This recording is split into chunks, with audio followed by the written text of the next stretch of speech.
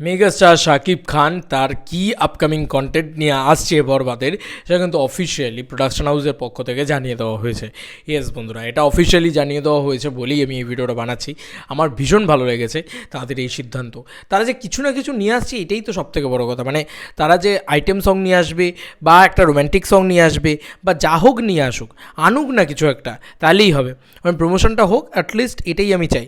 মানে রমজান মাস চলছে সেহেতু মানে এটা একটা বড় করে কথা উঠছে যে তাই জন্যই আইটেম সংটা আনা হচ্ছে না, সম্ভবত সেই কারণেই আনা হচ্ছে না। তো হতে পারে আজ থেকে হয়তো একদম বরবাদি শেষ কন্টেন্টটা হয়তো আইটেম সংটা হলো, ট্রেলার হয়তো নাও হতে পারে শেষ কন্টেন্ট, হয়তো ট্রেলার এলোই না সিনেমার, টিজার দিয়েই হয়তো পুরো বিষয়টাকে টানা হলো, এরকমটাই হয়তো হতে পারে। আচ্ছা, কীভাবে আমি এই জিনিসটা বলছি, শরৎ মিউজিক ভেঞ্চার্সের পেজ থেকে অফিসিয়ালি, মানে ফেসবুক যে পেজটা রয়েছে তাদের থেকে অফিসিয়ালি একটা দারুণ জিনিস পোস্ট করা হয়েছে, একটা ছবি। সেই ছবিটা হচ্ছে পৌশালীদির একটা ভিডিও, যেটা একটা তার কন্টেন্ট, এবং সেই কন্টেন্টটাকে রিশেয়ার করে ঋদ্ধি সিদ্ধি entertainment romantic content coming soon, producer কিন্তু এটা জানিয়ে দিয়েছে রোম্যান্টিক কন্টেন্ট কামিং সুন। আমাকে একটু ঋদ্ধি সিদ্ধি এন্টারটেনমেন্টের ব্যাপারটা একটুখানি আমাকে ক্লিয়ার করে বলবে, কারণ ঋদ্ধি সিদ্ধি এন্টারটেনমেন্ট আর রিয়েল এনার্জি প্রোডাকশন হাউস, এটা কি দুটো প্রোডাকশন হাউস মিলে কি বরবাদের প্রডিউসার? আমি জানি না ঠিক এক্স্যাক্টলি, তবে এরা তো প্রডিউসার। আচ্ছা, এবার এখানে আমি তাদের পোস্টটা পড়ছি। হ্যাঁ, তারা যেটা লিখেছে, মানে শরৎ মিউজিক ভেঞ্চার্স থেকে যে পোস্টটা এসেছে কিছুক্ষণ আগে, হ্যাশট্যাগ বরবাদ টিম কনফার্ম করেছে তারা রোম্যান্টিক কন্টেন্ট আনতে চলেছেন।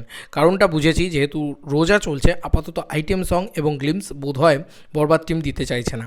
আমাদের মনে হয় এটা সঠিক সিদ্ধান্ত, এটা ঠিক সিদ্ধান্ত, কারণ আইটেম সংটা কী রকম হয়েছে সেটার একটা আঁচ আমরা বিভিন্ন ইন্টারভিউ, পডকাস্ট বা আর্টিকেলে পেয়েছি।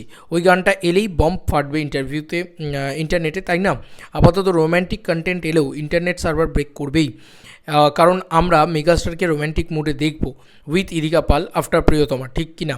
তোমাদের কি মতামত ভাই? মানে আমি একটা জিনিস ভাবছি, তাই যে এই যে ঋদ্ধি সিদ্ধি এন্টারটেনমেন্ট এবং রিয়েল এনার্জি প্রোডাকশনে এদেরকে ট্যাগ করা রয়েছে, আমি একটা জিনিস জাস্ট মাথায় এলো। সুরঙ্গর সময় সেই নিশো ভার্সেস শাকিব খান হয়েছিল প্রিয়তমাতে, এবং সেখানেও ছিল ইদিকা এবং শাকিব খান এই জুটিটা। এবারেও সেই ইদিকা আর শাকিব খান এই জুটিটা রয়েছে, এবং নিতুকে সে ভালোবাসে, সে নিতুকে না পাইলে পুরো দেশ বরবাদ করে দিতে পারে, পুরো সব কিছু বরবাদ করে দিতে পারে। এটা কিন্তু এরকম একটা ডায়লগ কিন্তু টিজারের ভিতরে ছিল।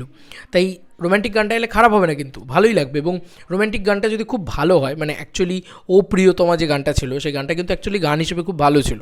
তো গানটা যদি খুব ভালো হয় রোম্যান্টিক গানটা, তাহলে কিন্তু এটাও একটা হাইপ ক্রিয়েট করতে পারবে এবং এটাও একটা মারাত্মক লেভেলের ক্রেজ ক্রিয়েট করতে পারবে। তবে হ্যাঁ, আমি ওয়েট করে বসে আছি আইটেম সংটার জন্যে।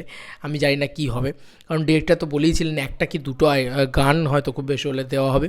এবার ট্রেলার হয়তো সম্ভবত নাও আসতে পারে, এমনটাও হতে পারে যে ট্রেলার হয়তো এলো না, কারণ ট্রেলার অনেক সময় নাও আসার চান্স হয়তো কোথাও গিয়ে থাকতে পারে। দেখা যাক কী হয়। আমি ওয়েট করে আছি, বসে আছি ট্রেলার দেখার জন্য। ট্রেলার এলে তো খুব খুশি হব, এবং টিজারটা তো জাস্ট বম্ব ছিল, আগুন উড়িয়ে দিয়েছে। বরবাদ নিয়ে আমিও খুব এক্সাইটেড, এটা নিয়ে কেউ বলতে পারবে না। এবং বাংলাদেশে এই ঈদে যতগুলো ছবি আছে, সব থেকে বেশি এক্সাইটেড হয়তো আমরা বরবাদ নিয়ে, আমরা প্রত্যেকে। তো জানি না আমরা কবে দেখতে পাবো ছবিটা, তবে যখন জানতে পারছি ভালো লাগছে সেগুলো জানাতে।